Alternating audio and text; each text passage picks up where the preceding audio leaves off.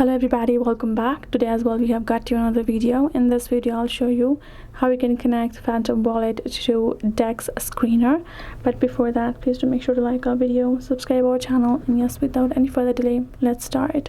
So to do that, so simply have to first of all open up your Dex Screener app and then go ahead sign in.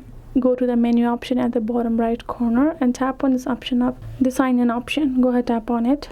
Then simply go ahead, tap on this option up, connect a wallet. Now scroll from the options, and when you see the Phantom, go ahead, tap on it, or you can search by typing in Phantom on the search box on top.